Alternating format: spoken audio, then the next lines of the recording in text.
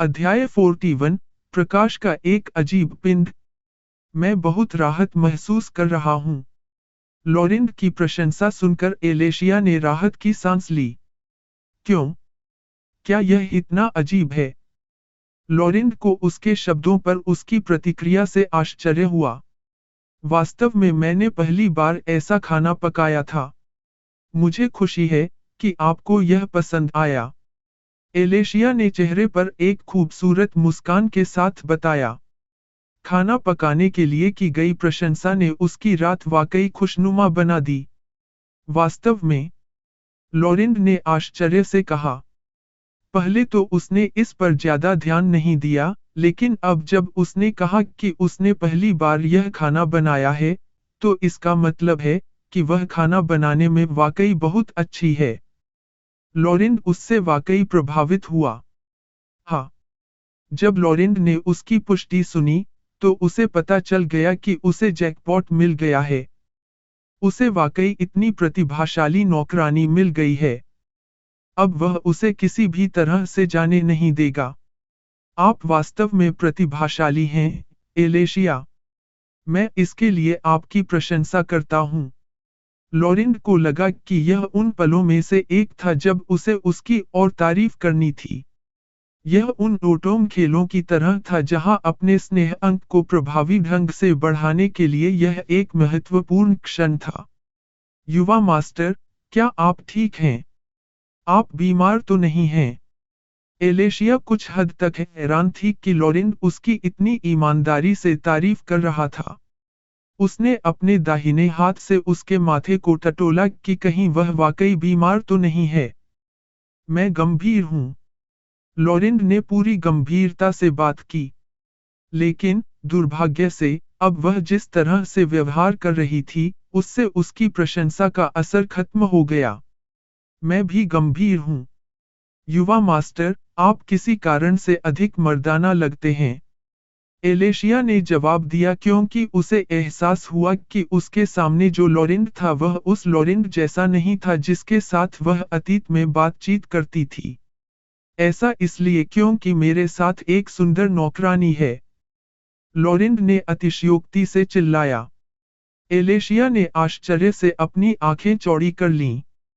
पहले तो उसे संदेह हुआ, लेकिन अब उसे यकीन हो गया कि यह वह लॉरेंट नहीं है जिससे वह परिचित थी। वह लॉरेंट जिसे वह जानती थी, वह इतना आत्मविश्वासी और चुलबुला व्यवहार नहीं करेगा। एलेशिया को अब कुछ समझ नहीं आ रहा था। उसे लगा कि वह लॉरेंट को पहले ही समझ चुकी है, लेकिन अचानक से यह सब उसके लिए और भी धुंधला हो गया। ऐसे क्यों दिख रहे हो, एलेशिया? लॉरेंट ने यह देखकर उससे पूछा कि वह तो बस सीधे उसके चेहरे को ही देख रही थी। मैं कभी कभी आपकी बात समझ नहीं पाती, युवा मास्टर। एलेशिया ने आह भरते हुए समझाया। वह पहले से ही लॉरेंट पर कुछ हद तक भरोसा करती है।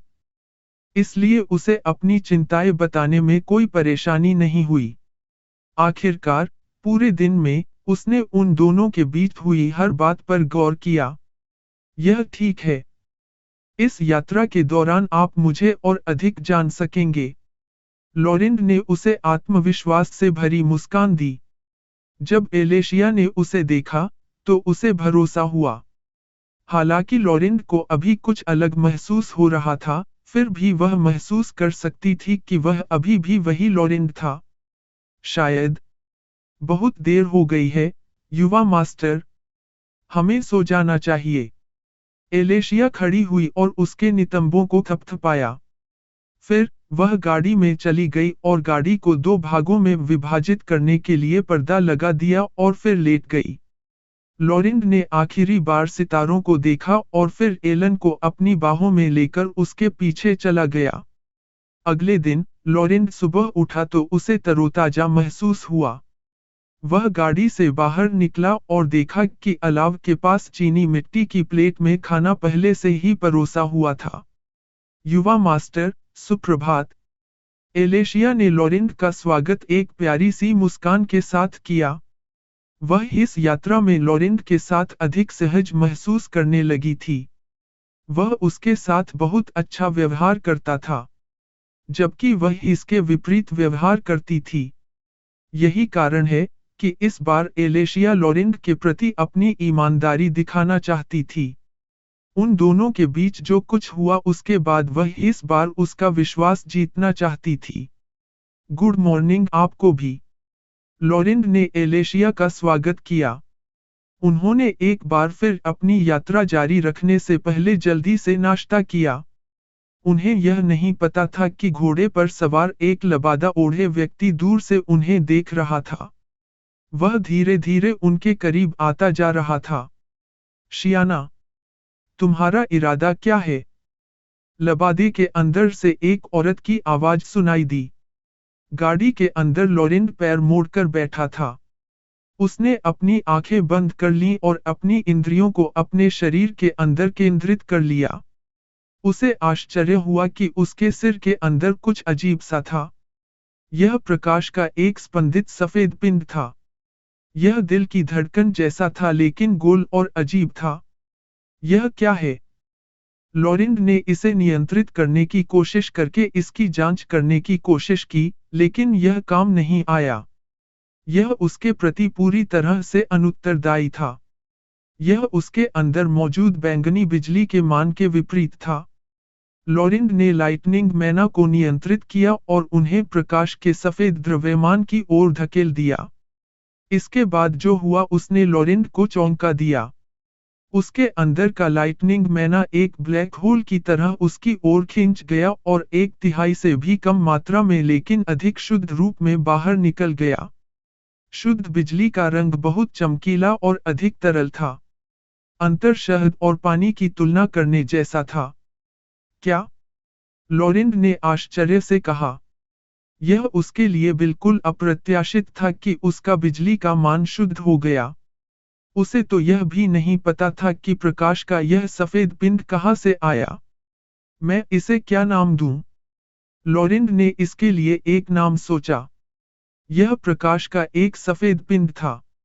यह मैना को सोखता है और उन्हें कम मात्रा में लेकिन अधिक शुद्धता के साथ दूसरी तरफ फेंक देता है। एक श्वेत छिद्र। यह शब्द लॉरेंट के मुंह से यूं ही निकल गया। किसी कारण से वह जानता था कि इसका क्या मतलब है। यह ब्लैक होल के विपरीत था। यह पदार्थों को अंदर खींचने के बजाय बाहर निकालता है। यह व्हाइट होल है। लॉरेंट ने सोचा कि यह प्रकाश के सफेद पिंड के लिए बहुत उपयुक्त नाम है। यह सफेद था और एक ही समय में ब्लैक होल और व्हाइट होल की तरह काम करता था। लॉरेंट ने अपने सभी पुराने लाइटनिंग मैना को व्हाइट होल की ओर धकेला और उन्हें शुद्ध किया। लॉरेंट महसूस कर सकता था कि उसके अंदर का लाइटनिंग मैना पहले से बहुत अलग था जब यह सब शुद्ध हो गया था।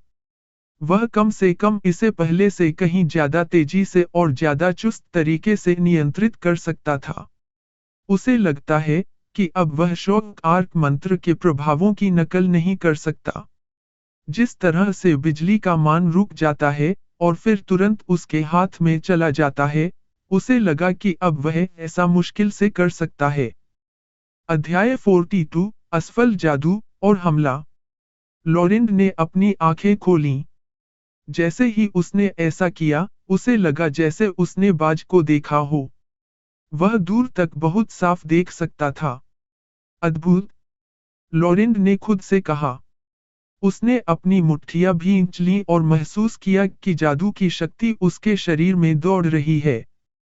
तो यह जादू का असर है। लॉरेंट को आखिरकार समझ में आ गया कि जादू वास्तव में उसके शरीर को बदल देता है। यह उसके शरीर को बेहतर बनाने के लिए विकसित करता है। लॉरेंट को अपनी यादों से ऐसा कुछ भी याद नहीं आ रहा था। यह जादू के लिए अनोखी बात थी। मुझे शॉक आर्क मंत्र का परीक्षण करना चाहिए। लॉरेंट ने एक बार फिर अपनी आंखें बंद कर लीं। उसने सांस लेने से पहले एक मुट्ठी हवा अंदर ली। उसने अपने शरीर को आराम दिया क्योंकि उसके अंदर मंत्र की नई शक्ति की प्रत्याशा बढ़ रही थी। गाड़ी के पीछे का पर्दा नीचे नहीं लटका था, इसलिए लॉरेंट को अपने जादू से उस पर वार करने की चिंता नहीं करनी पड़ी। ओ महान एम्बर, मेरे इलेक्ट्रॉन बनो और मेरे दुश्मनों को चौंका दो, शॉककार। लॉरेंड ने देखा कि उसके शरीर के अंदर की बैंगनी बिजली जम गई और फिर उसके दाहिने हाथ की ओर तेजी से बढ़ने लगी। यह पहले से अलग था। यह तेज था और ज्यादा शक्तिशाली लग रहा था।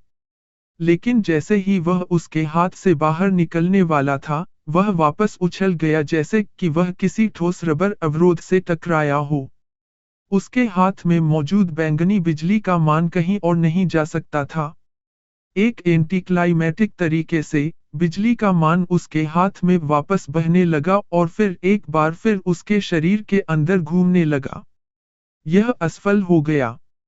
लॉरेंड ने असमंजस में अपनी आंखें खोलीं। उसने सोचा कि यह पहले से कहीं ज्यादा शक्तिशाली होगा, लेकिन यह वास्तव में विफल हो गया। इसे उसके हाथ से छूटने का मौका भी नहीं मिला। ओ महान एम्बर, मेरे इलेक्ट्रॉन बनो और मेरे दुश्मनों को चौंका दो, शॉककार। लॉरेंड ने एक बार फिर कोशिश की, लेकिन वही हुआ। उसके शरीर के अंदर बिजली का मान किसी तरह की बाधा से टकरा रहा था। ऐसा लग रहा था कि उस बाधा को तोड़ने के लिए पर्याप्त बल नहीं था। आह! यह तो बहुत उलझन भरा है। लॉरेंड ने हताश होकर अपने बालों को नोचना शुरू कर दिया। वह यह नहीं समझा सका कि क्या हुआ, उसने बस अपनी बिजली की शक्ति को शुद्ध किया था, और यह हुआ। भूल जाओ। मैं शेरोन पोर्ट सिटी में एक जादूगर से पूछूंगा।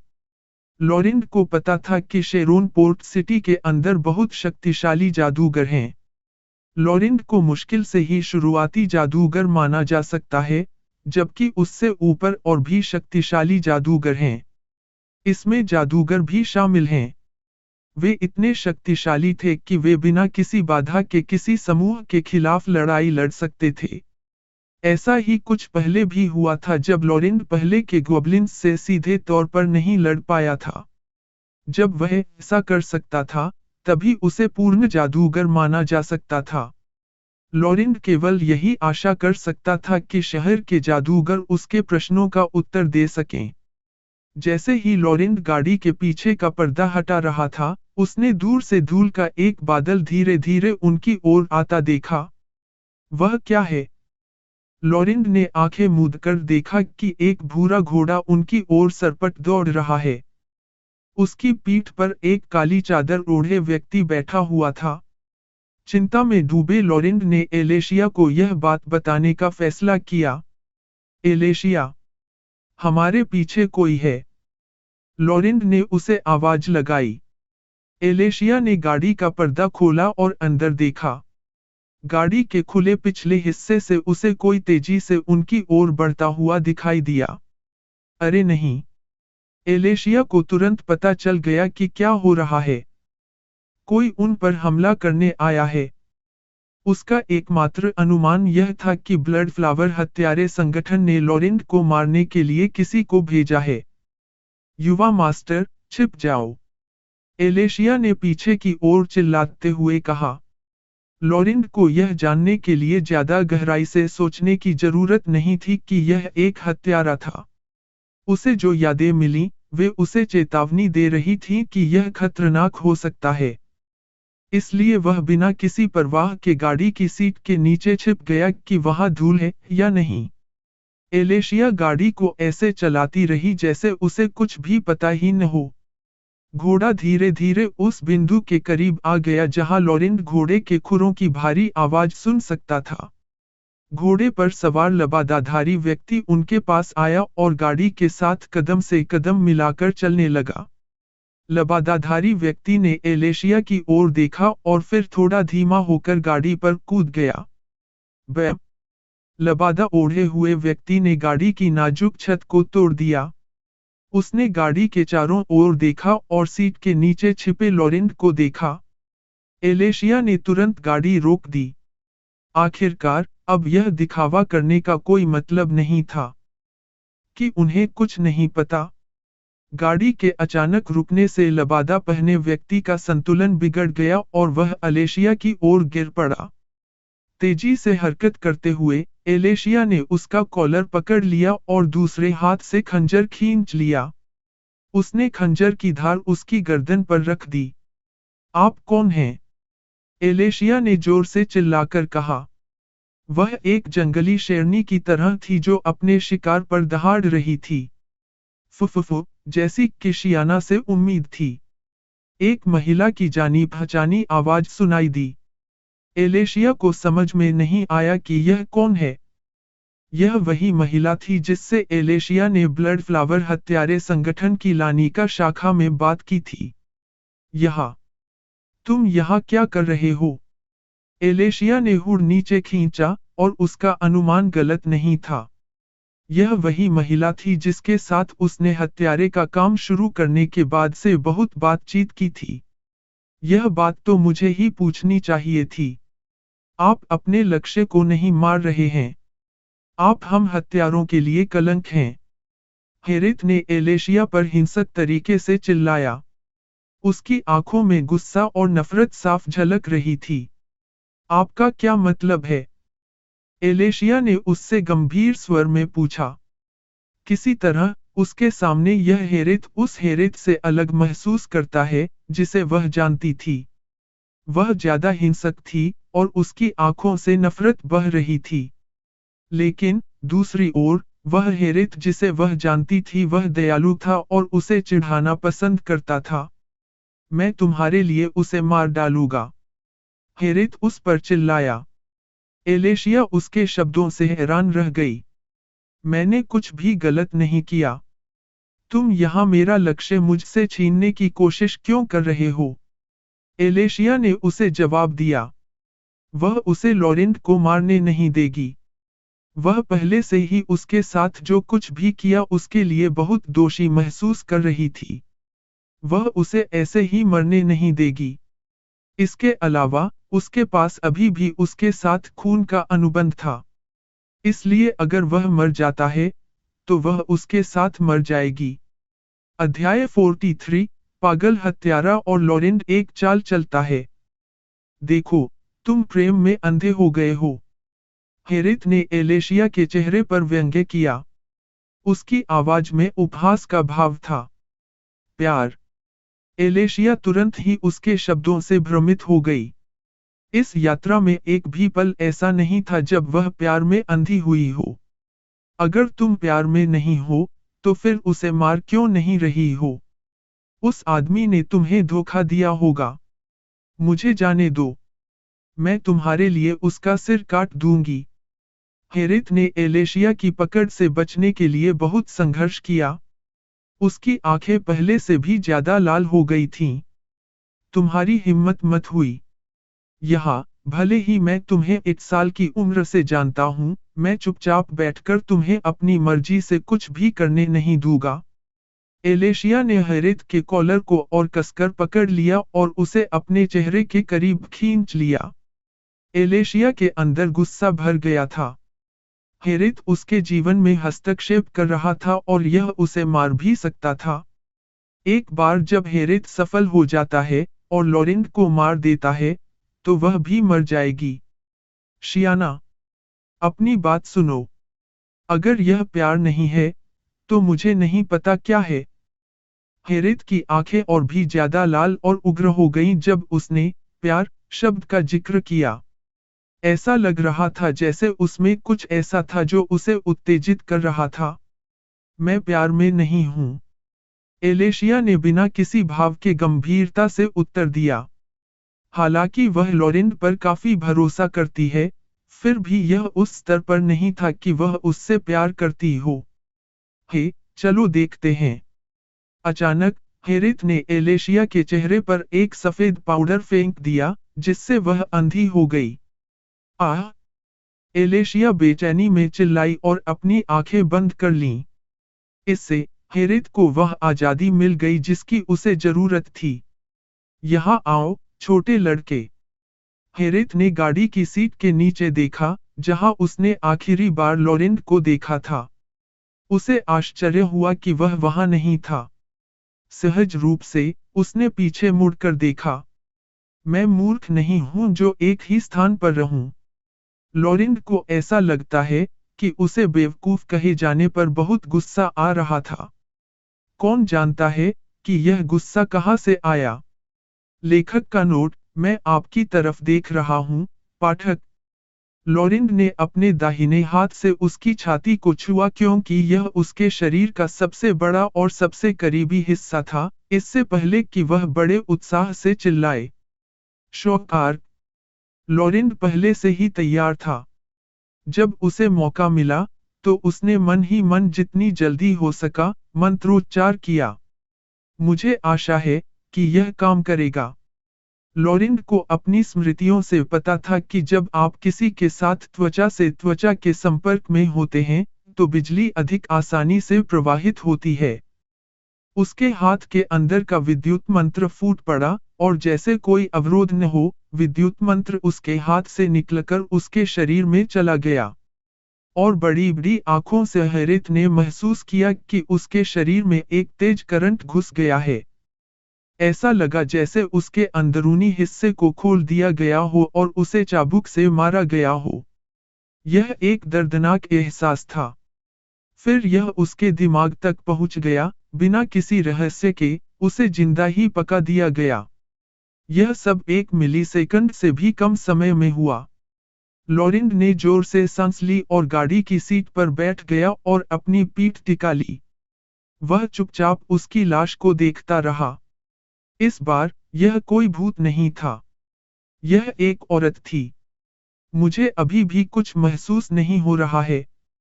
लॉरेंट ने बेचैनी में अपने तेज धड़कते दिल को छुआ। घबराहट के अलावा, उसे मरा हुआ देखकर निराशा महसूस नहीं हुई। लॉरेंट के लिए यह एक अजीब एहसास था। यह वैसा ही था जैसा उसने तब महसूस किया था जब उसने अपने सिर के अंदर आसमान से गिरते हुए भूतों के खूनी अंगों का दृश्य देखा था। Young master. एलेशिया ने लाल आंखों से लॉरेंट को देखा। पाउडर ने उसकी आंखों में जलन पैदा कर दी, जिससे उसकी आंखें लाल हो गईं। अभी उसका दिल चिंता में तेजी से धड़क रहा है। क्या होगा अगर लॉरेंट फिर से पागल हो गया? वह इस बारे में सोचने से खुद को रोक नहीं पाई। मैं ठीक हूँ, एलेशिया। लॉरेंट ने अपना सिर उसकी ओर घुमाया और उसे आश्वस्त करते हुए मुस्कुराया। किसी को मारना मजेदार नहीं है, यह उसे यकीन था। लेकिन जब उसने एलेशिया की शक्ल देखी, तो उसके दिल में एक दर्द महसूस हुआ। मैं राहत महसूस कर रहा हूँ, युवा मास्टर। एलेशिया को लगा कि यह अजीब है कि लॉरेंट ने अपने हाथों से किसी को मार डालने पर इतनी प्रतिक्रिया नहीं की। शायद ऐसा इसलिए था क्योंकि पिछली बार के आघात ने उसे प्रभावित किया था। या यह भी हो सकता है कि वह जानता था कि यह कुछ ऐसा था जो उसे करना ही था चाहे कुछ भी हो। क्या आपकी आंखें ठीक हैं? लॉरेंट ने चिंता में उससे पूछा। वह ठीक था, बस जादू करने से थक गया था, लेकिन उसकी आंखें इतनी लाल थीं कि वह चिंता में पड़ गया। यह तो बस कॉर्नस्टार्ट है, यंग मास्टर। मुझे उम्मीद नहीं थी कि वह ऐसा करेगी। एक हत्यारे के तौर पर मुझे अभी भी बहुत कुछ सीखना है। एलेशिया ने हार मान ली। उसके लिए, एक हत्यारे के तौर पर उसके साथ घटी यह सबसे शर्मनाक बात थी। उसने अपनी हिफाजत कम कर दी और अपने दुश्मन को अस्थायी तौर पर अपनी आंखें बंद करने की इजाजत दे दी। तब तो राहत की बात है। उसकी बातें सुनने के बाद लॉरेंट ने अपनी पीठ को और अधिक आराम से झुका लिया। हन, ऐसा लगता है कि आप मेरे बारे में चिंतित हैं, युवा मास्टर। एलेशिया ने असमंजस में पूछा। उसने पहले कभी ऐसा नहीं किया। बेशक, तुम आखिरकार मेरी नौकरानी हो। लॉरेंट ने उसे एक बड़ी मुस्कान दी। यह उसके तनावग्रस्त शरीर को राहत देने के लिए कुछ था जो अभी भी एड्रेनालाइन पर चल रहा था। आपकी नौकरानी। एलेशिया ने भावशून्य भाव से बड़बड़ाया। उसने नहीं सोचा था कि लॉरेंट सिर्फ इसलिए उसके बारे में इतना चिंतित होगा क्योंकि वह उसकी नौकरानी थी। ईमानदारी से कहूं तो इससे वह काफी खुश हुई। तुम ठीक हो? लॉरेंट उसे अपने चेहरे की ओर शून्य भाव से घूरते देखकर उससे पूछे बिना नहीं रह सका। मैं ठीक हूं। ठीक है, युवा मास्टर, अब हम बीब्लड अनुबंध क्यों नहीं हटा देते? एलेशिया शर्मिंदगी से हकलाने लगी। उसे पता था कि उसके शब्दों का क्या मतलब था।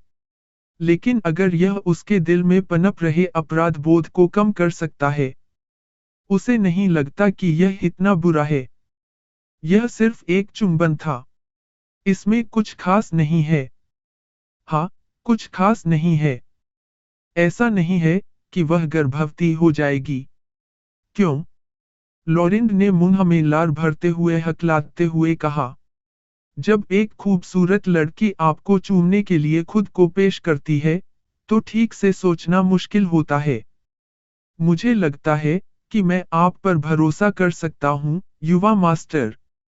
मुझे आपके लिए ईमानदारी से काम करने दीजिए। एलेशिया को लगा कि उसकी भावनाएं उसके शब्दों के साथ बह रही हैं। ऐसा करना किसी तरह से ताजगी भरा था। उसे लगा कि वह एक बार लॉरेंट के प्रति सच्ची हो रही है। अध्याय 44 रक्त अनुबंध तोड़ना। मैं समझता हूँ। लॉरेंट का दिल एक बार फिर तेजी से धड़कने लगा। इस बार यह प्रत्याशा से था। युवा मास्टर, अपनी आंखें बंद करो और रक्त अनुबंध के बारे में सोचो। एलेशिया धीरे धीरे लॉरेंट की ओर चली गई। ओ ठीक है। लॉरेंट ने अपनी आंखें बंद कर लीं और जोर से सांस ली। उसने रक्त अनुबंध के बारे में सोचा, लेकिन उसका मन भटकने से नहीं बच सका और उसने कल्पना की कि एलेशिया उसके चेहरे के करीब आ रही है। आराम करें, युवा मास्टर। एलेशिया फुसफुसाया। वह धीरे धीरे अपने होठों को करीब लाती गई और तब तक करीब आती रही जब तक कि उनके बीच सिर्फ 1 सेंटीमीटर की जगह न रह गई। एलेशिया ने अपनी आंखें बंद कर लीं और खुद को संभाल लिया। एलेशिया ने लॉरेंट के होंठों को छुआ और फिर जल्दी से अपना सिर पीछे खींच लिया। यह उसके लिए बहुत अंतरंग था। हम रक्त अनुबंध अभी भी बंद नहीं हुआ है। एलेशिया ने अपने हाथों को देखा और उस पर अभी भी खून के निशान दिखाई दे रहे थे। उसने अपना सिर लॉरेंट की ओर घुमाया और देखा कि उसके चेहरे पर एक दिवास्वप्न जैसा भाव था। चुटकी। आऊं। एलेशिया हताश होकर लॉरेंट की जांघों पर चुटकी काटने से खुद को नहीं रोक पाई। जब उसने उसे चूमा तो वह रक्त अनुबंध के बारे में नहीं सोच रहा था। इस वजह से उन्हें फिर से ऐसा करना होगा। तुमने मुझे क्यों चुटकी काटी? लॉरेंट ने अपनी जांघ के उस हिस्से को रगड़ते हुए कहा जहां उसने चुटकी काटी थी। इससे उसे दर्द की लहरें उठ रही थीं। आपने रक्त अनुबंध के बारे में नहीं सोचा। एलेशिया ने गुस्से से जवाब दिया। आह! मुझे माफ कर दो। लॉरेंट ने अपराध बोध से दूसरी ओर देखा। अगर इस बार तुमने खून के अनुबंध के बारे में नहीं सोचा, तो मैं ऐसा फिर कभी नहीं करूंगा। एलेशिया ने गुस्से से नाक भौं सिकोड़ी। लॉरेंट के साथ ऐसा करने के लिए उसे बहुत हिम्मत की जरूरत थी। अगर उसे इसके कारण उसे 2-4 बार और चूमना पड़ा, तो उसे लगेगा कि यह उसका नुकसान है। ठीक है। इस बार मैं इसे गंभीरता से करूंगा। लॉरेंट ने एक बार फिर अपनी आंखें बंद करने से पहले उससे वादा किया। एलेशिया ने लॉरेंट के होठों को देखा और एक बार फिर खुद को मानसिक रूप से तैयार किया। उसने अपनी आंखें बंद कर लीं और अपने होठों को करीब ले आई। कुछ ही देर में, उसके होठों ने लॉरेंट के होठों को छुआ और दूर चले गए। और उस पल, उन दोनों ने महसूस किया कि रक्त अनुबंध द्वारा एक दूसरे के साथ लाया गया हल्का संबंध गायब हो गया। लॉरेंट ने अपनी आंखें खोलीं और एलेशिया को घूरने लगा। एलेशिया ने भी अपनी आंखें खोलीं और सीधे लॉरेंट की आंखों में देखा। आखिरकार मुझ पर भरोसा करने के लिए धन्यवाद। गंभीर स्वर में, लॉरेंट ने चेहरे पर मुस्कान लाते हुए एलेशिया से फुसफुसाकर कहा। और मुझे आप पर भरोसा न करने के लिए खेद है। एलेशिया ने मुस्कुराते हुए कहा। इस समय, उसे लगा कि लॉरेंट के साथ उसका रिश्ता और भी करीब आ गया है। यह एक अनोखी अनुभूति थी जो एलेशिया ने केवल एला से ही महसूस की थी। बेशक, यह सिर्फ एक समानता है। एलेशिया को वास्तव में ऐसा नहीं लगा कि वह लॉरेंट के उतनी करीब है, जितनी वह एला के करीब थी। तुम्हें अपना चेहरा धोना चाहिए। यह पूरा सफेद हो गया है। लॉरेंट कुछ भी कहे बिना नहीं रह सका। उसका चेहरा अभी भी कॉर्नस्टार्च से सफेद था जो हेरेथ ने उस पर फेंका था। हाँ। उसकी बातें सुनकर एलेशिया सीधी खड़ी हो गई। शर्म से उसका चेहरा लाल हो गया था। जब एलेशिया अपना चेहरा धोने के लिए गाड़ी से उतरी, तो लॉरेंट ने अपने सामने पड़ी लाश को देखा। उसने उसे दबाया, और वह पूरी तरह से सख्त हो चुकी थी। लॉरेंट ने उत्सुकतावश उसकी छाती के बीच के हिस्से को देखने के लिए उसके कॉलर का एक छोटा सा हिस्सा खींचा। यह सचमुच वहाँ है। उसके शरीर पर पेड़ जैसे काले निशान थे। यह उस जगह से आ रहा था जिसे उसने पहले छुआ था और उसके पूरे शरीर में फैल गया था। उसकी यादों ने उसे बताया कि यह चीज उसके शरीर पर दिखाई देगी क्योंकि वह उसके बिजली के जादू से मर गई थी।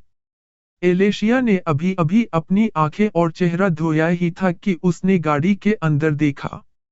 उसने देखा कि लॉरेंट हेरेथ की छाती के अंदर देख रहा था। लॉरेंट को लगा कि कुछ गड़बड़ है, और उसने अपना सिर गाड़ी के पीछे की ओर घुमाया। नमस्ते।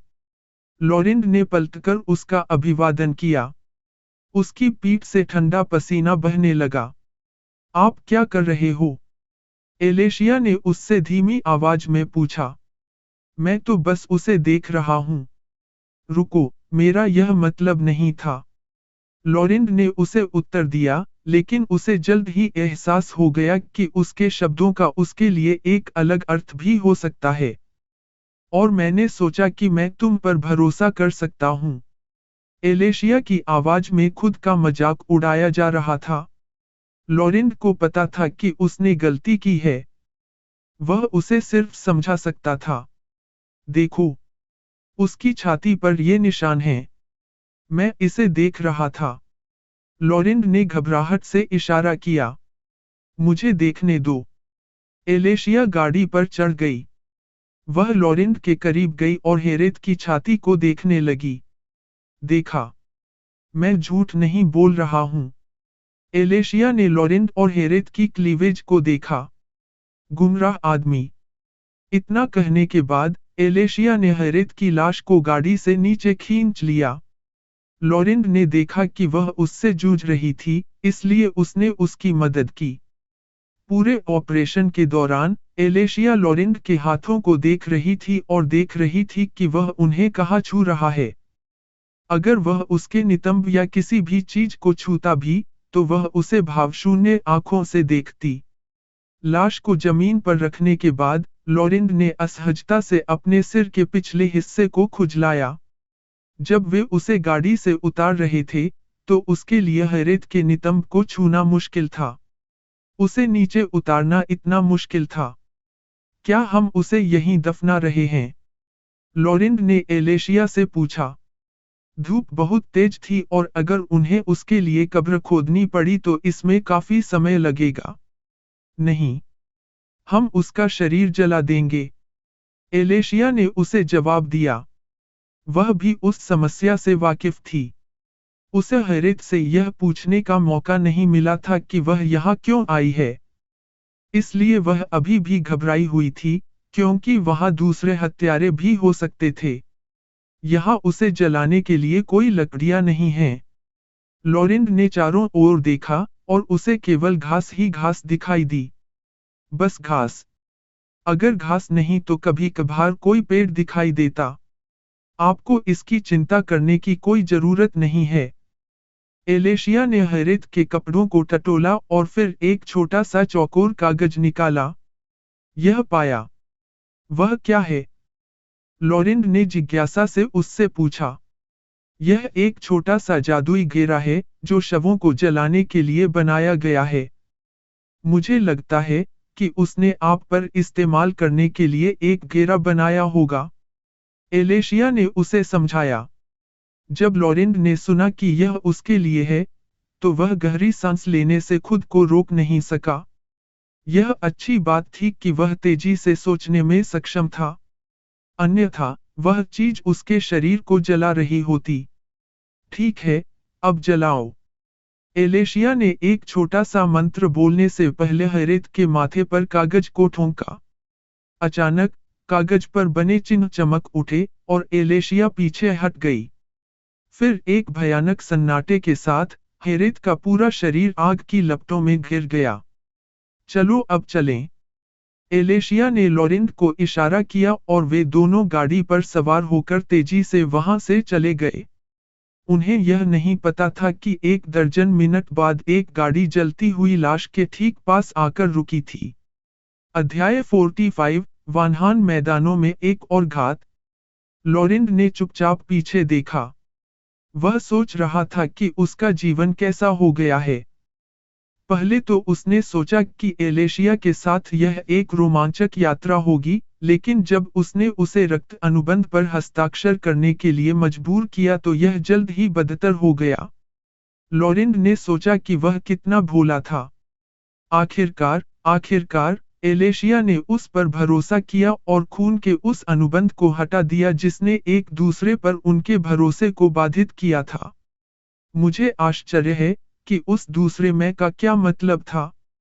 लॉरेंड ने आसमान की ओर देखा और उसे याद आया कि कल रात क्या हुआ था। एक और लॉरेंड ने उससे एक तरह के वादे के बारे में बात की। क्या वह दूसरा मैं था, मेरे पिछले जीवन का मैं और उस जीवन की यादें? लॉरेंड ने बेचैनी में अपनी मुट्ठियां और कस लीं। आज उसे बहुत अलग महसूस हो रहा था। जब उसने उस हत्यारे को मारा तो उसे कुछ खास महसूस नहीं हुआ। उसे ऐसा होना चाहिए था क्योंकि यह उसका पहली बार किसी को मारने का अनुभव था। इसे भूल जाओ। मुझे अपने वर्तमान पर ध्यान देना चाहिए।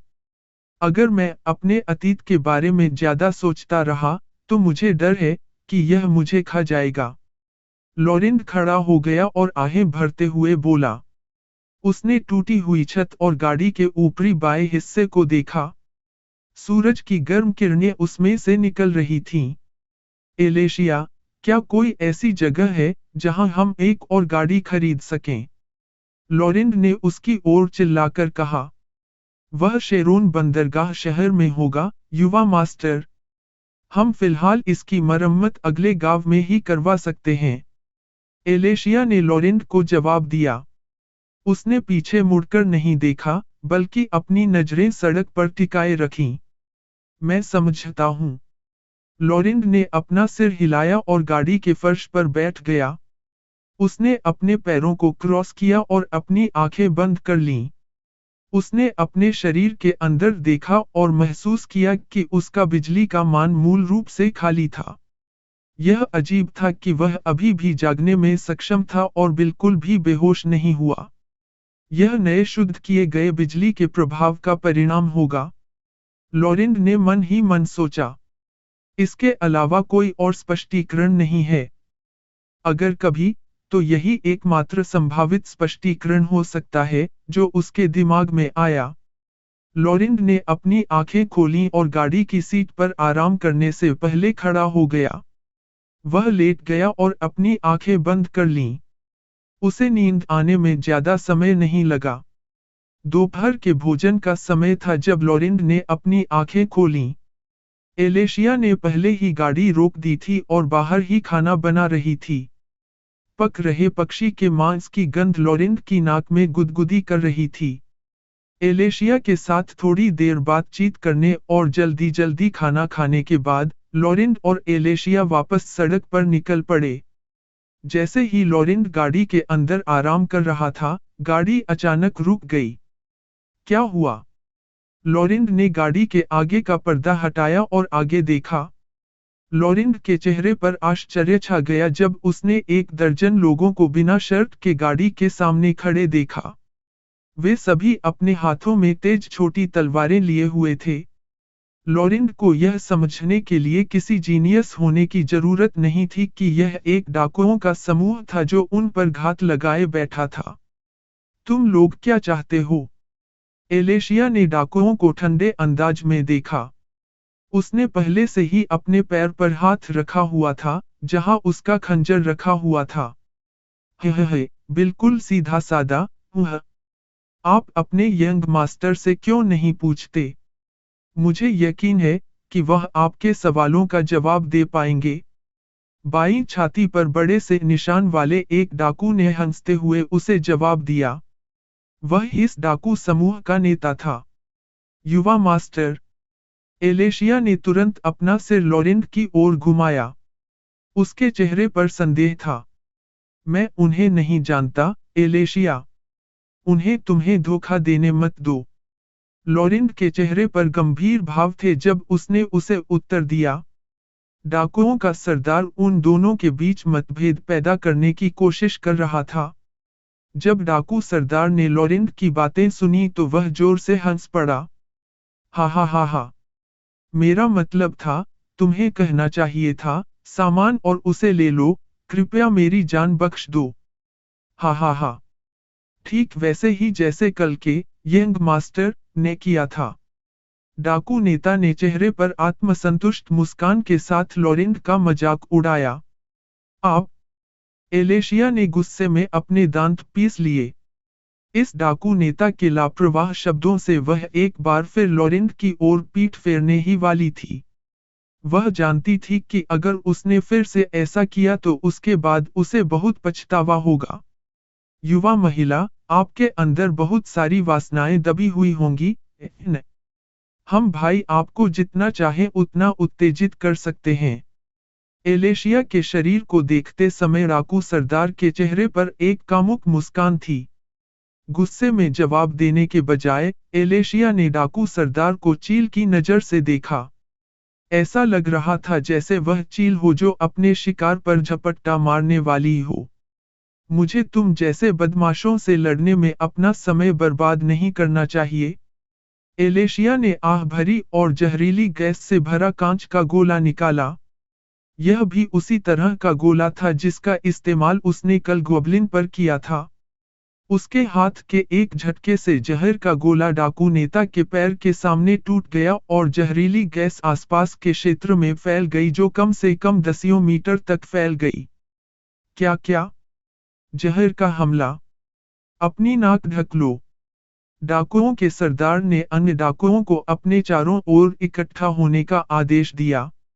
और अपने नाक और मुंह को मजबूती से ढककर, डाकू जहरीली गैस के प्रभाव से बचने में सफल रहे। छी! कितना धूर्त कमीना है। एलेशिया ने गुस्से में अपनी जीभ चटकाई और मारक गोली अपने मुंह में निगल ली। युवा मास्टर, इसे ले लो, क्योंकि हो सकता है कि जहरीली गैस आपकी ओर आ जाए। एलेशिया ने गाड़ी से नीचे कूदने से पहले लॉरेंट के हाथ में एक और गोली थमा दी। उसके हाथ में पहले से ही उसका खास काला खंजर था। कसरत करने का समय है। एलेशिया ने डाकुओं के नेता की दिशा में भागने से पहले हंसी उड़ाई। डाकुओं के सरदार ने घबराकर अपनी आंखें चौड़ी कर लीं।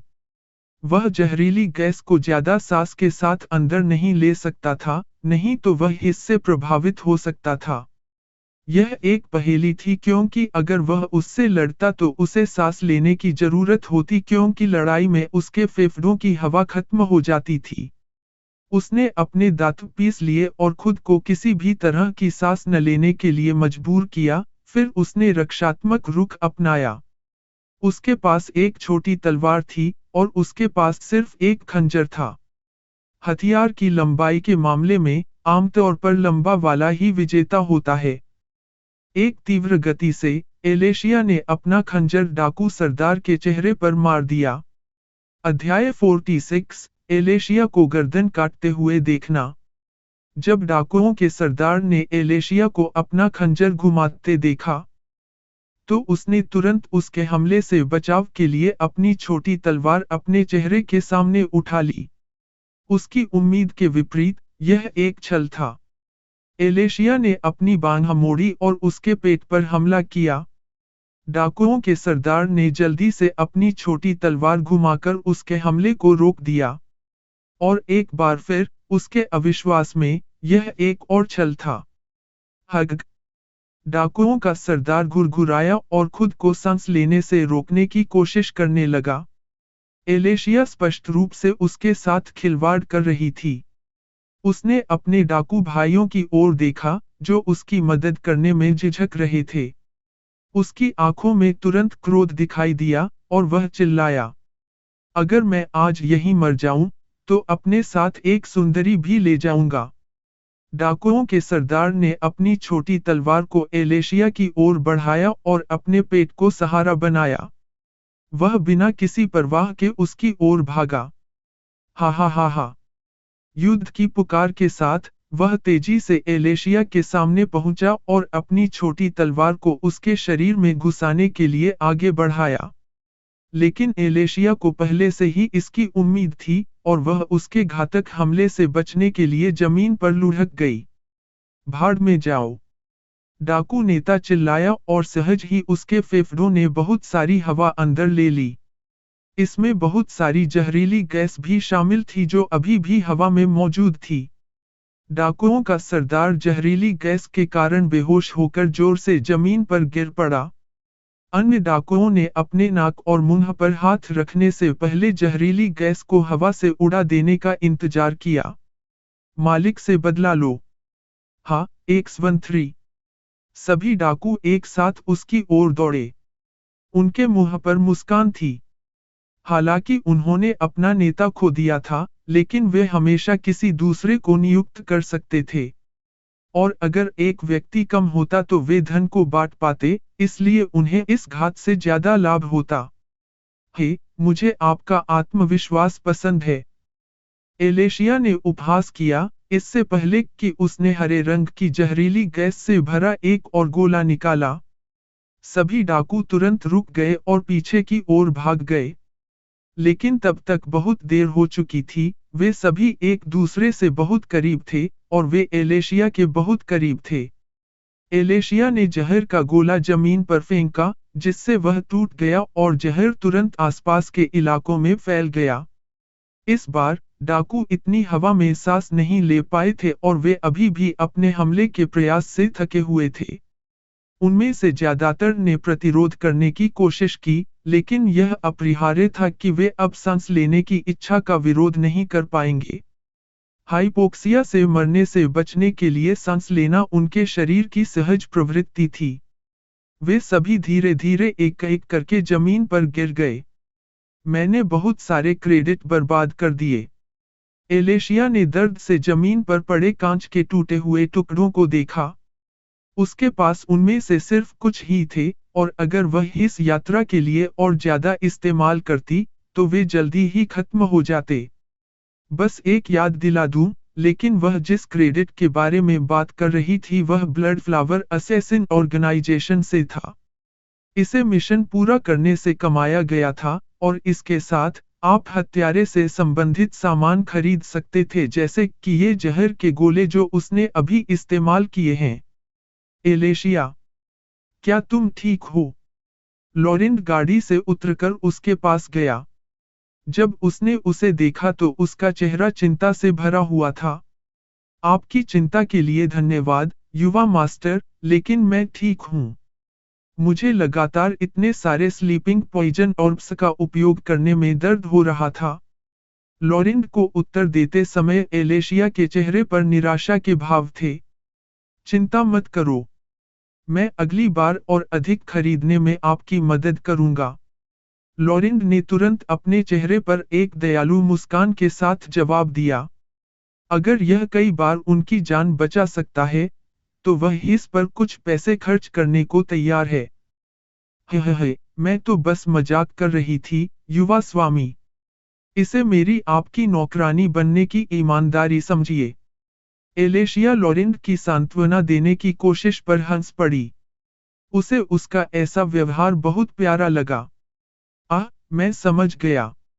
लॉरेंट को समझ नहीं आ रहा था कि वह इस पर क्या प्रतिक्रिया दे, इसलिए वह केवल मुस्कुराया और जोर से सिर हिलाया। लेकिन अंदर ही अंदर उसे इस बात की खुशी थी कि एलेशिया उसके साथ इतनी ईमानदार थी। हालांकि एलेशिया ने कहा कि यह सिर्फ एक मजाक था, लेकिन यह सच था कि इससे उसे बहुत दुख हुआ। लेकिन वह अब लॉरेंट की दयालुता का फायदा नहीं उठाना चाहती थी। वह उसे दिखाना चाहती थी कि वह उस पर बहुत ज्यादा निर्भर हुए बिना भी उसकी सेवा कर सकती है। यह सिर्फ एक हत्यारे के रूप में उसका गर्व था। क्या आप घूमना चाहते हैं या देखना चाहते हैं? एलेशिया ने लॉरेंट से पूछा, जबकि वह अपना मतलब बताने के लिए अपनी खंजर घुमा रही थी। मैं देखना चाहता हूँ। लॉरेंट को तुरंत समझ आ गया कि उसका क्या मतलब है। वह मूल रूप से उससे कह रही थी कि क्या वह उसे एक एक करके उन्हें मारते हुए देखना चाहता है। लॉरेंट उसे ऐसा करते हुए क्यों देखना चाहता था? वह जानना चाहता था कि यदि वह उन सभी को एलेशिया के हाथों एक एक करके मरते हुए देखेगा तो क्या उसे कुछ महसूस होगा। युवा मास्टर, आप में हिम्मत है। मैं इसे यथासंभव साफ करने की कोशिश करूंगा। एलेशिया ने लॉरेंट को सिर हिलाते हुए देखकर उसकी प्रशंसा की। लॉरेंट ने बहुत समय पहले किसी को नहीं मारा था, लेकिन वह पहले से ही इतना लचीला था। वह वास्तव में उससे विस्मित थी। एलेशिया धीरे धीरे डाकुओं के शवों की ओर बढ़ी। उसने सबसे पहले डाकुओं के सरदार को देखा। उसने उसके बाल पकड़कर उसका सिर जमीन से उठाया और उसकी गर्दन काट दी। जमीन पर खून जमा हो गया और डाकू सरदार धीरे धीरे नींद में ही मर गया।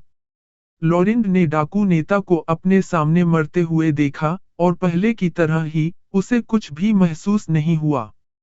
इस बार, लॉरेंट को यकीन था कि उसके अंदर कुछ बदल गया है। यह वही बात होगी जिसके बारे में वह दूसरा लॉरेंट बात कर रहा था जब उसने कहा कि उसे उसका एक छोटा सा हिस्सा मिला है। यह सुनकर लॉरेंट की रीढ़ की हड्डी में सिहरन दौड़ गई। आखिर ऐसा क्या हुआ, या वह लॉरेंट कौन था जो जीवन के प्रति इतना उदासीन था? लॉरेंट को समझ में नहीं आ रहा था कि कोई ऐसा क्यों हो सकता है। एलेशिया, क्या तुम्हें मारते समय कुछ महसूस होता है? लॉरेंट अपने पहले विचार पर पहुंचने के बाद जिज्ञासावश एलेशिया से पूछे बिना नहीं रह सका। अध्याय 47, हत्या की भावना और सलाहकार नौकरानी। क्या आप उत्सुक हैं? एलेशिया ने जिज्ञासावश लॉरेंट से पूछा। हाँ। कृपया मुझे सच सच बताओ। लॉरेंट ने अपना सिर उसके सामने झुकाया। वह यह जानने के लिए बेताब था कि क्या सिर्फ उसे ही कुछ महसूस नहीं हुआ। मैं कहाँ से शुरू करूं? जब मैंने पहली बार किसी को मारा था, तो मैं बहुत डरा हुआ था। मैं ऐसा दोबारा नहीं करना चाहता था, लेकिन मेरे हालात ने मुझे इसकी इजाजत नहीं दी। अंत में, मैंने अपने दूसरे को भी मार दिया। जब मैंने अपने दूसरे को मारा, तो हालांकि यह दम घुटने वाला था, लेकिन यह मेरे पहले वाले जितना बुरा नहीं था। यह एक ऐसा पैटर्न था जो आज तक चलता रहा, मुझे अब कुछ भी महसूस नहीं होता। एलेशिया ने लॉरेंट को यह समझाने से पहले विचार किया कि लोगों को मारते समय उसे कैसा महसूस होता था। अब तुम्हें कुछ भी महसूस नहीं हो रहा है।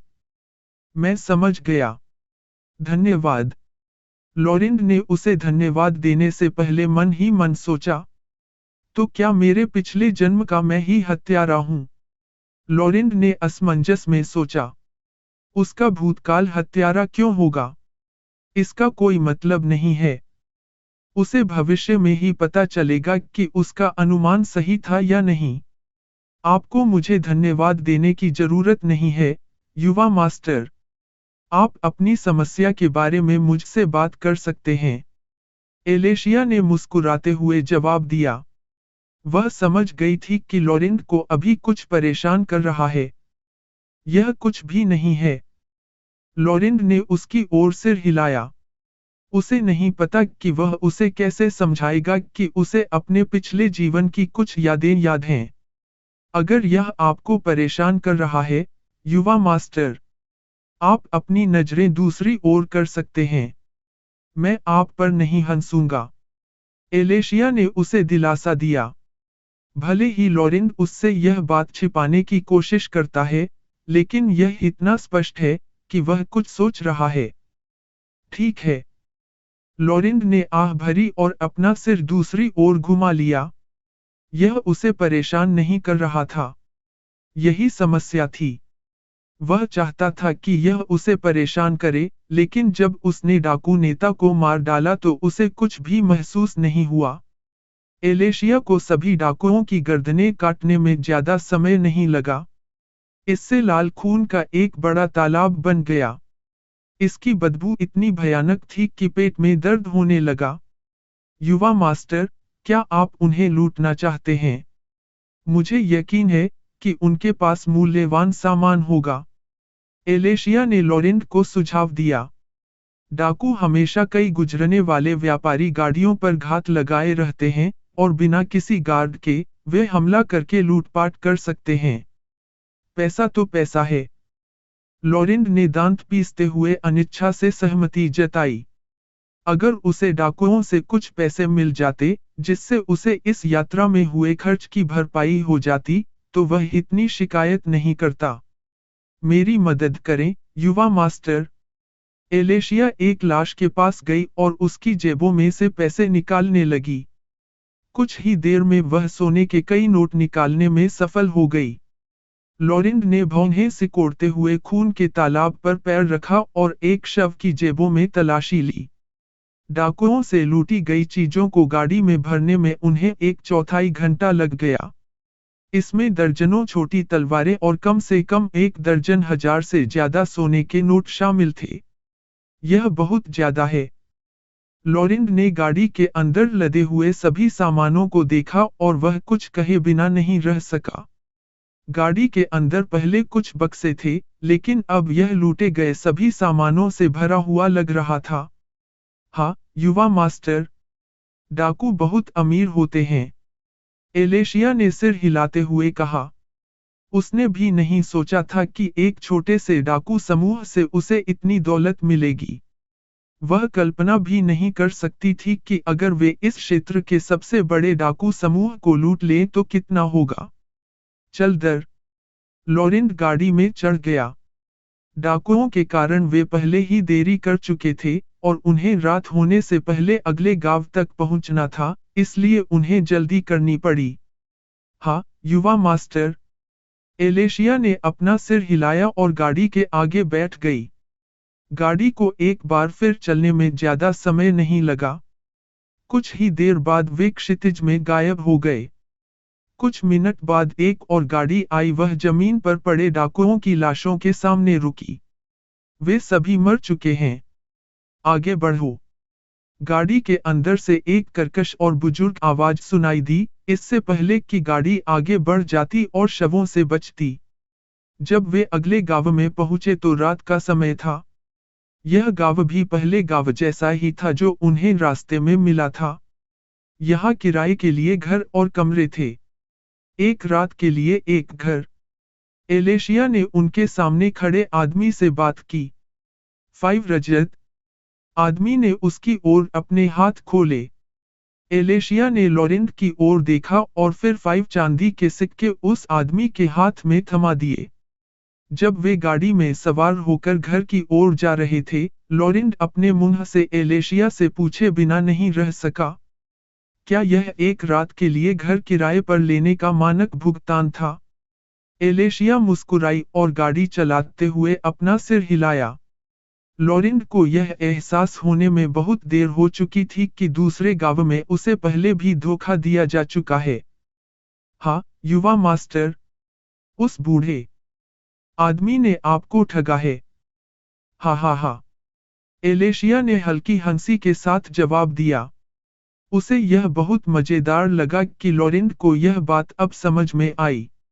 जब तक वे वापस नहीं लौटते, तब तक वह उससे हिसाब भी नहीं ले पाएगा। धिक्कार है उस बूढ़े आदमी पर। उसने मेरा फायदा उठाया। लॉरेंट ने गुस्से में गाड़ी की सीट पर मुक्का मारा। उसे एहसास नहीं था कि वह इतना भोला था कि सस्ती चाल में फंस गया। मुझे पता था कि वह हमें धोखा दे रहा है, लेकिन आपने खुद ही सहमति दे दी, यंग मास्टर। अब जब मैं इसके बारे में सोचता हूं तो यह बहुत ही हास्यास्पद है। हा हा हा। एलेशिया और जोर से हंसने लगी। ऐसा लग रहा था जैसे कोई संगीत बज रहा हो, उसकी खूबसूरत आवाज हंसी से भरी हुई थी। लॉरेंड ने उसकी पीठ पर ठंडी निगाह से देखा। एलेशिया जैसी खूबसूरत लड़की द्वारा हंसा जाना मजेदार नहीं था। उसे लगा जैसे उसके दिल पर वार किया जा रहा हो। ठीक है, मैं रुक जाता हूँ। अगली बार, यूं ही सहमत मत हो जाना, युवा मास्टर। पहले मुझसे सलाह ले लो, ठीक है? एलेशिया को एहसास हुआ कि लॉरेंड बहुत चुप था, इसलिए वह बहुत खुश हुई कि उसने सबक सीख लिया है। मैं करूंगी। मेरी नौकरानी होने के नाते, मुझे हर बार जब भी कोई समस्या होगी, तो आपसे सलाह लेनी होगी। लॉरेंड ने मुस्कुराते हुए उसे जवाब दिया। उसने कभी नहीं सोचा था कि एलेशिया के साथ उसका रिश्ता इतना आगे बढ़ जाएगा कि वे इतनी हल्की फुल्की बातचीत कर पाएंगे। अध्याय 48 लॉरेंड एक्स एलेशिया।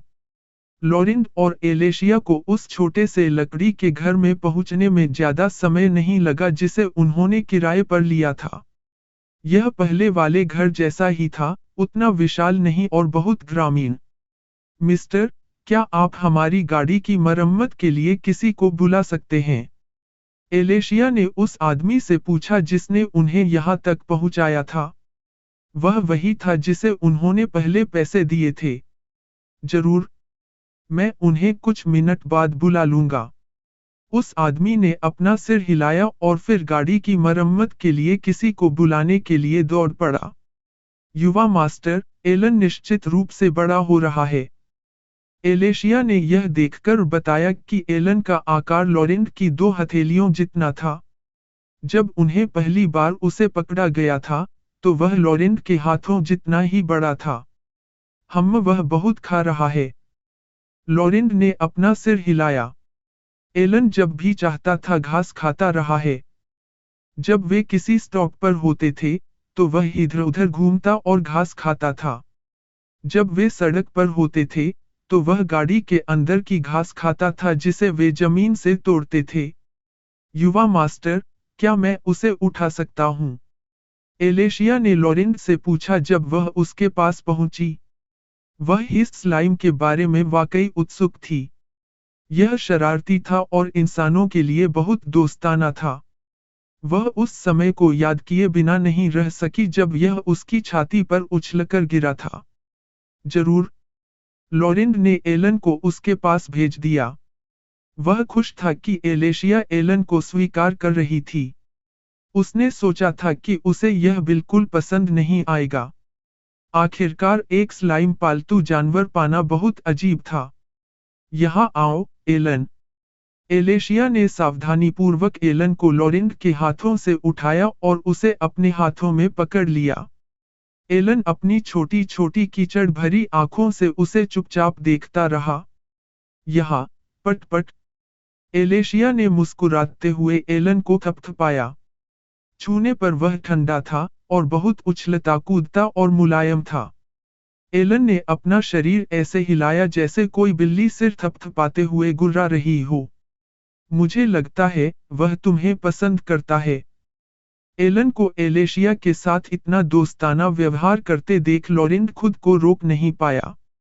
ऐसा लग रहा था जैसे वह उसे स्वीकार कर रहा था। वह करता है। एलेशिया ने सिर हिलाया। उसे एलन से तुरंत लगाव हो गया।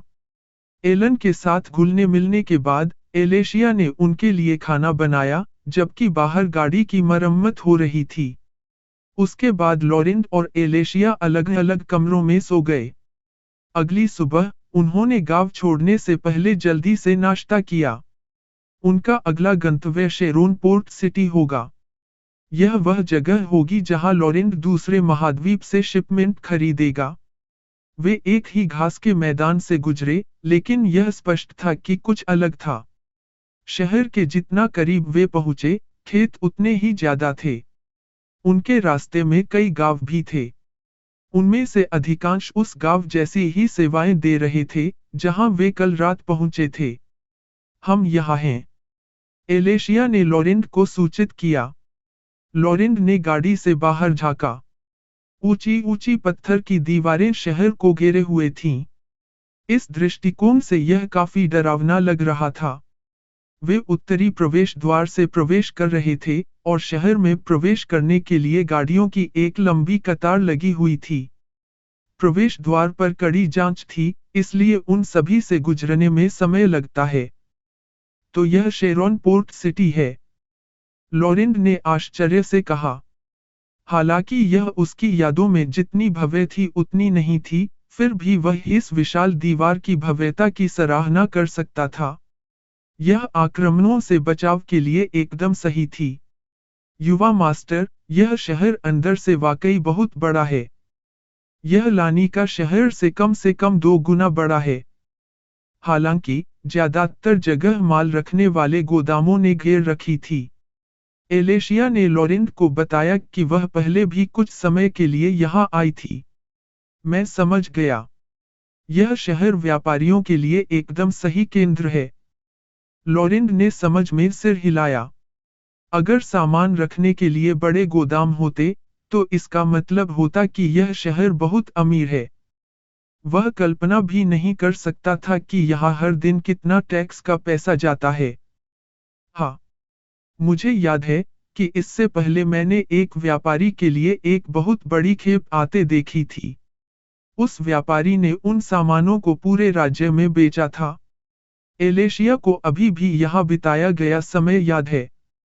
यह तब की बात है जब उसे एक व्यापारी की हत्या करने का मिशन मिला था। यह मिशन सफल रहा और इस शहर से जुड़ी उसकी यादें उसके लिए बहुत अलग थीं। मैं भी ऐसा करना चाहता था, लेकिन मैं पहले से ही जादू करने में सक्षम था।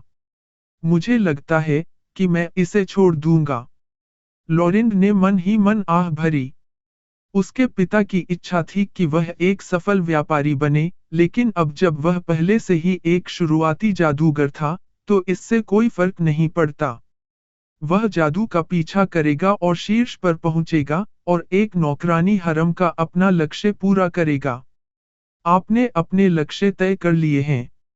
यह ईर्ष्यापूर्ण है। एलेशिया ने बादलों की ओर देखा, विचारों में खोई हुई। वह अपनी छोटी बहन की बीमारी को ठीक करना चाहती थी। लेकिन उसके बाद, वह क्या करेगी? क्या वह अभी भी हत्यारा बनना चाहती है? एलेशिया को नहीं पता था कि ऐसा क्यों हुआ, लेकिन उस विचार पर उसने लॉरेंड की ओर देखा। और उस पल, उसे एहसास हुआ कि उसने भी अपना लक्ष्य पा लिया है। ईर्ष्या। लॉरेंड ने भौहें उठाईं। उसे नहीं पता था कि वह किस बात से ईर्ष्या कर रही थी। कुछ नहीं, युवा गुरु। मुझे अभी अभी अपना लक्ष्य मिला है। एलेशिया ने लॉरेंड की तरफ खूबसूरती से मुस्कुराया। यही ईमानदारी से भरी मुस्कान थी। जब लॉरेंड ने उसे देखा तो उसका दिल तेजी से धड़कने लगा।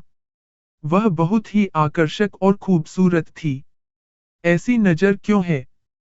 एलेशिया लॉरेंड की उस गहरी नजर से हैरान रह गई। ऐसा लग रहा था जैसे वह अचंभित था। आह! मैं बस कुछ सोच रहा था। लॉरेंड ने जवाब देते हुए हकलाया। उसने जोर से सांस ली। उसके बारे में कुछ ऐसा था जिसने उसके दिल को झकझोर दिया। वह उस समय को याद किए बिना नहीं रह सका जब उसने उसे 2 बार चूमा था। शर्मिंदगी से उसके गाल तुरंत लाल हो गए। युवा मास्टर, क्या आप ठीक हैं? लॉरेंड के दिमाग में चल रहे विचारों से अनजान, एलेशिया ने उसके माथे को छुआ और उसका तापमान महसूस किया। एलेशिया। लॉरेंड घबराकर पीछे हट गया। वह उसे देखते हुए घबराहट में हांफने लगा। उसके स्पर्श से ही उसके दिल की धड़कनें तेज हो गईं। अध्याय 49, एलेशिया रात्रि सेवाओं के लिए तैयार नहीं है। आप बीमार नहीं लगते, एलेशिया ने सोचा। लॉरेंड के माथे से जो तापमान महसूस हुआ, वह उसे बीमार मानने के लिए पर्याप्त नहीं था। ऐसा इसलिए क्योंकि मैं नहीं हूं, लॉरेंड ने लाल चेहरे के साथ जवाब दिया।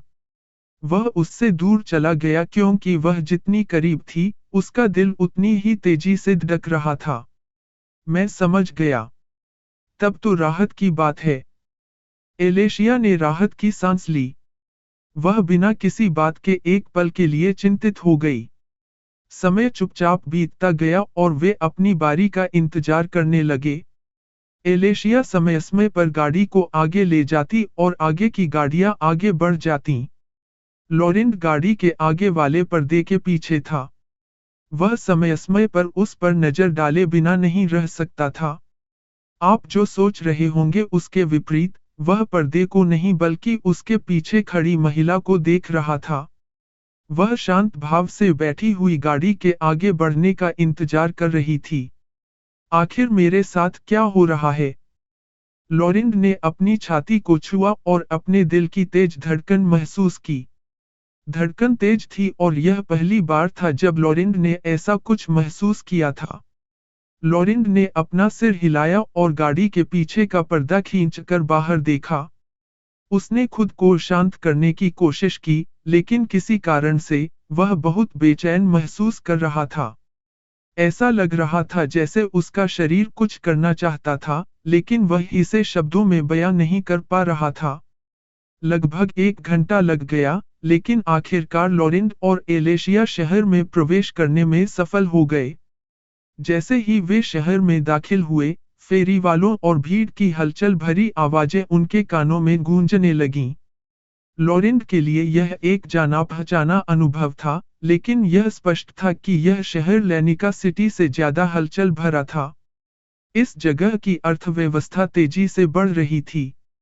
शहर में सड़क के किनारे रेस्तरां और दुकानों की लंबी कतार लगी हुई थी। अद्भुत! लॉरेंट ने विस्मय में बड़बड़ाया।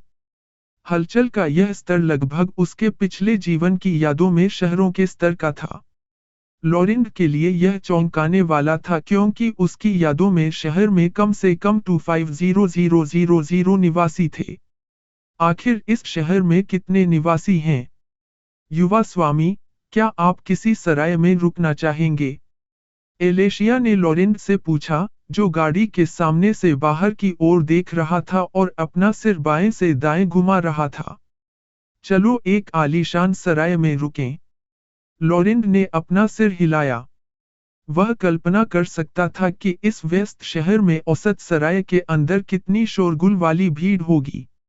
उसे ऐसी भीड़-भाड़ वाली जगहों पर रहना पसंद नहीं है। मैं समझ गया, युवा मास्टर। एलेशिया ने खुलकर अपना सिर हिलाया। वह उसे समझ गई। एक कुलीन व्यक्ति होने के नाते, वह एक औसत सराय के अंदर के माहौल का आदी नहीं होगा। उन्हें जल्दी ही एक सराय मिल गई। इसका नाम ब्लैक स्काइज इन था। यह एक बहुत छोटी सराय थी, लेकिन यह स्पष्ट था क्योंकि बहुत कम लोग ही यहाँ रहने का खर्च उठा सकते थे।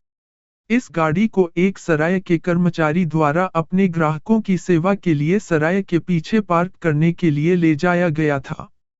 ब्लैक स्काइज इन में आपका स्वागत है। आप कौन सा कमरा चाहेंगे, सर? जैसे ही वे प्रतिष्ठान में दाखिल हुए, एक खूबसूरत रिसेप्शनिस्ट ने उनका स्वागत किया। उसका शरीर छोटा था और चेहरा सजीदजी थी। उसने काले रंग की टाइट स्कर्ट और सफेद गोल गले वाली शर्ट पहन रखी थी। सबसे महंगा वाला। लॉरेंट ने चेहरे पर मुस्कान के साथ रिसेप्शनिस्ट को जवाब दिया। डाकुओं से इतनी दौलत मिलने के बाद, उसे अभी पैसों की परवाह नहीं थी। उसके मन में यह विचार भी आया कि वह इस उद्यम को छोड़ दे, क्योंकि उसके पास पहले से ही एला के उपचार के लिए पर्याप्त पैसे थे और उसे होने वाले किसी भी नुकसान की भरपाई भी। लेकिन लॉरेंट ने फिर भी आगे बढ़ने का निर्णय लिया, क्योंकि अब उसके मन में जादूगरों के बारे में कुछ प्रश्न थे, जिनके बारे में वह स्थानीय जादूगर संघ से पूछना चाहता था। इस दुनिया में गिल्ड हर जगह हैं। हर बड़े पेशे के लिए एक गिल्ड उसकी देखरेख करता है। उदाहरण के लिए, जादूगर गिल्ड जादूगरों की देखरेख करता है। वे अपने सदस्यों को उनकी मदद के बदले में लाभ प्रदान करते हैं। कृपया मेरा पीछा करें। लॉरेंट की बातें सुनकर रिसेप्शनिस्ट मुस्कुरा उठी। उसकी नज़र में वह चलता फिरता कैश गाय था। रिसेप्शनिस्ट ने उन्हें रास्ता दिखाया और वे सीढ़ियों से ऊपर चले गए। 3 मंजिलों वाले सराय के शीर्ष पर पहुंचने से पहले उन्हें काफी लंबा रास्ता तय करना पड़ा। यह हमारा क्रेवा कमरा है।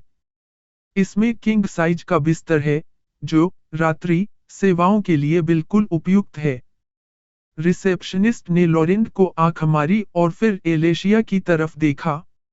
उसके शब्दों में एक संकेतात्मक अर्थ छिपा था। उसने दरवाजा खोला और उन्हें रास्ता दिया और फिर एक तरफ खड़ी हो गई। धन्यवाद। रिसेप्शनिस्ट के शब्दों से लॉरेंट का दिल धड़क उठा।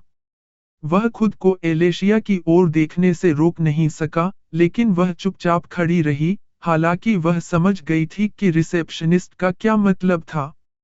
हॉलवे के अंत में वेट्रेस इंतजार कर रही होंगी। जब भी आपको कुछ चाहिए हो तो कृपया उन्हें बुलाएं। रिसेप्शनिस्ट ने दरवाजा बंद करके उन्हें पीछे छोड़ने से पहले समझाया। लॉरेंट को लगा कि यह सिर्फ एक सराय नहीं थी। इसमें कुछ अतिरिक्त सेवाएं भी दी जाती थीं। आह, कितना तनावपूर्ण है। लॉरेंट ने राहत की सांस ली, यह जानते हुए कि रिसेप्शनिस्ट पहले ही जा चुकी थी।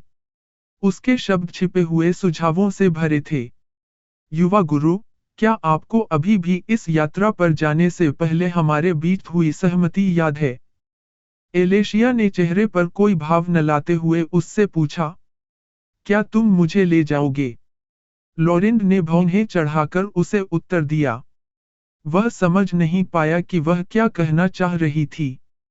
हाँ, और आपको यह समझना चाहिए कि हमारे बीच कोई भी रात्रि सेवा नहीं होगी। एलेशिया ने लॉरेंट को ठंडे अंदाज में देखा और उसे समझाया। वह सिर्फ खुद को उसकी नौकरानी बनने के लिए पेश कर रही थी। कम से कम, उसे नहीं लगता कि उसे अपना शरीर भी उसे सौंपना सही है। मैं समझता हूँ। लॉरेंट ने दृढ़ता से अपना सिर हिलाया। वह सही थी। वह अभी सिर्फ उसकी नौकरानी थी। अगर वह उसके साथ जबरदस्ती करने की हिम्मत करता है, तो वह निश्चित रूप से दयनीय रूप से मारे जाने से पहले उसका विश्वास खो देगा। बस इतना ही, युवा स्वामी। मैं बिस्तर पर आराम करने जा रहा हूँ। एलेशिया ने अपना ठंडा चेहरा ऐसे हटाया जैसे कि यह सिर्फ एक सपना हो और एक गर्म मुस्कान बिखेर दी। लॉरेंट ने यह देखकर अपना सिर हिलाया। औरतें, वे वास्तव में अपने शरीर को महत्व देती हैं। उसने लगभग सोचा कि वह पूरे दिन उसे ऐसे ही देखती रहेगी। अध्याय 50, लॉरेंट ने एलेशिया को पकड़ लिया। एलेशिया ने अपनी नौकरानी के कपड़े भी नहीं बदले और सीधे बिस्तर पर लेट गई। बहुत ही मुलायम। एलेशिया ने आंखें बंद करके बुदबुदाया। इतने दिनों तक उस सख्त गाड़ी की सीट पर सोने के बाद मुलायम बिस्तर पर लेटना वाकई अच्छा लगता है। लॉरेंट बिस्तर के किनारे पर बैठा था जबकि एलन उसकी बाहों में था। उसने उसे बिस्तर पर लिटा दिया और एलेशिया की ओर देखा। किसी तरह, वह अभी अपना मुंह खोलना चाहता है और उसे बताना चाहता है कि उसे पहले से क्या परेशान कर रहा है। एलेशिया। लॉरेंट ने उसे आवाज लगाई। यह एक सहज प्रतिक्रिया थी। उसका दिल तेजी से धड़कने लगा, क्योंकि उसे पता था कि वह क्या करने वाला है। हम। एलेशिया ने अपना सिर लॉरेंट की ओर घुमाया और बिस्तर पर लेटे लेटे ही उसकी ओर देखा। मुझे आप पसंद हो। लॉरेंट चुपचाप एलेशिया की आंखों में देखता रहा। उसकी आंखों से उसे सीधे अर्थ पता चल गया। युवा मास्टर। एलेशिया बिस्तर से उठी और बैठ गई। उसने लॉरेंट को बड़ी बड़ी आंखों से देखा। तुम बहुत सुंदर, प्यारी और मजबूत हो। एलेशिया, तुम दुनिया के अंत तक मेरे साथ क्यों नहीं आती? लॉरेंट को पता था कि वह जो कह रहा था वह शर्मनाक था। यह इतना शर्मनाक था कि उसे उल्टी आने वाली थी, लेकिन उसे अपना प्यार जताने के लिए ऐसा करना जरूरी था। सी क्यूट। दुनिया के अंत तक आपके साथ चलूंगा। युवा मास्टर, भले ही आप यह अचानक कहें। एलेशिया का चेहरा लाल हो गया क्योंकि यह पहली बार था जब कोई उसके सामने इतनी बेबाकी से अपनी गलती स्वीकार कर रहा था। उसे समझ नहीं आ रहा था कि उसे क्या तार्किक जवाब देना चाहिए। एलेशिया। लॉरेंड ने अपने पैर बिस्तर पर उठाए और उसके करीब आ गया। वह खुद को और नहीं रोक सका। उसने पहले ही कबूल कर लिया था और अब पीछे हटना बेवकूफी होगी। उसे अब या तो मर्दाना बनना होगा या फिर कभी नहीं। Young master. एलेशिया ने जोर से सांस ली जब उसने देखा कि लॉरेंड उसके करीब आ रहा है। किसी कारण से, वह अभी इतना मर्दाना हो रहा था कि उसे इससे घुटन हो रही थी। वह अपना सिर उठाए बिना नहीं रह सकी और लॉरेंड के सुंदर चेहरे को देखने लगी। एलेशिया का दिल उसके नियंत्रण से बाहर धिड़क रहा था। वह बिल्कुल एक युवती की तरह थी जो अपने पहले प्यार का अनुभव कर रही थी। खैर, वह वास्तव में ऐसा ही था। एलेशिया, मैं तुमसे नफरत करता हूँ। तुमने मेरे साथ जो कुछ भी किया उसके लिए मैं तुमसे नफरत करता हूँ, लेकिन साथ ही मैं तुम्हें संजोना भी चाहता हूँ। मैं चाहता हूँ कि तुम मेरी हो जाओ ताकि मैं अपने अंदर की इस नफरत को छोड़ सकूं। लॉरेंड ने अपने दाहिने हाथ से एलेशिया की ठोड़ी को छुआ और उसका चेहरा सीधे अपने सामने कर दिया। मुझसे नफरत? और फिर तुम चाहते हो कि मैं तुम्हारी हो जाऊं? एलेशिया हकलाने लगी और उसकी आंखें इधर-उधर घूमने लगीं। लॉरेंड की मौजूदगी उसे घुटन दे रही थी। उसे यकीन नहीं हो रहा था कि वह कभी उसके साथ ऐसा कुछ करेगा। हाँ, सच में, मुझे हाल ही में एहसास हुआ कि मैं वास्तव में अधिकार जताने वाला हूँ। जब मैंने पहले तुम्हारी मुस्कान देखी थी, तो मुझे पता था कि मुझे तुम्हें अपने जीवन में रखना है, चाहे कुछ भी हो जाए। लॉरेंड के शब्द उसके दिल की गहराई से आ रहे थे।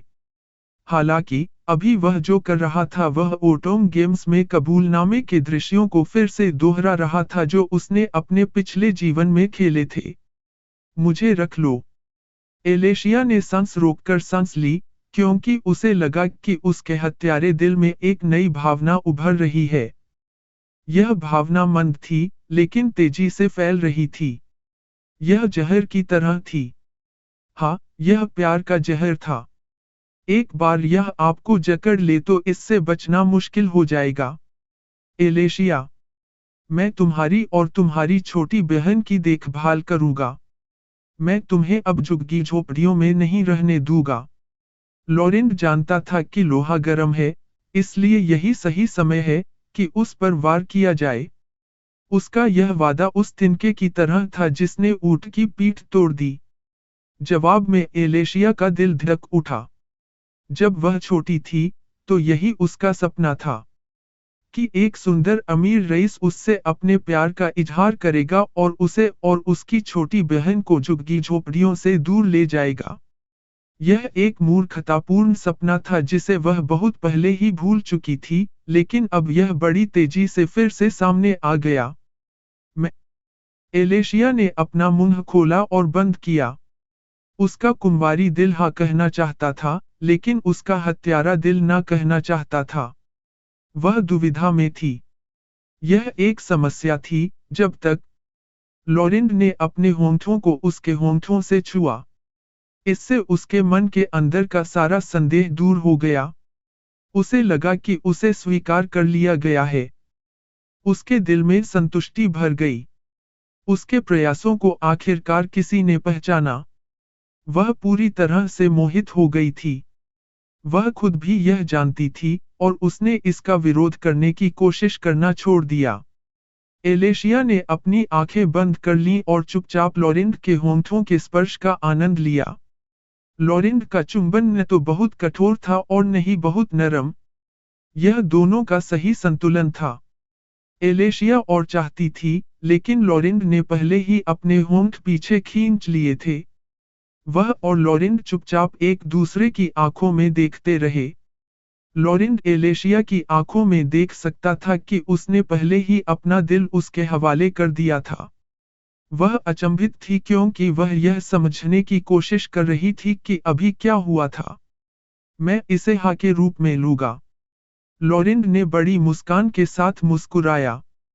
एलेशिया ने अपना सिर दूसरी ओर घुमाया और हल्के से सिर हिलाया। उसका चेहरा सेब की तरह लाल था।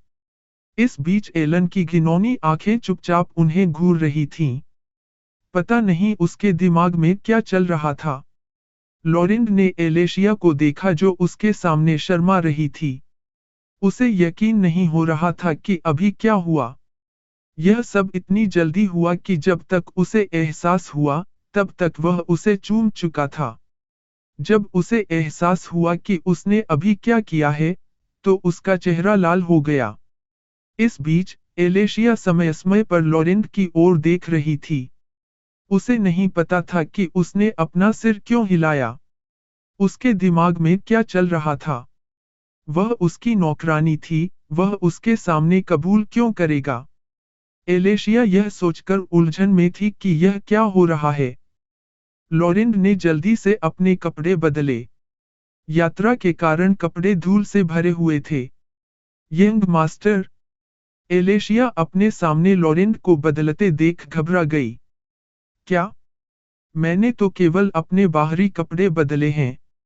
लॉरेंट ने हैरानी से पूछा। उसके दिमाग में, किसी के सामने अपने बाहरी कपड़े बदलने में किसी आदमी को कोई शर्म नहीं थी।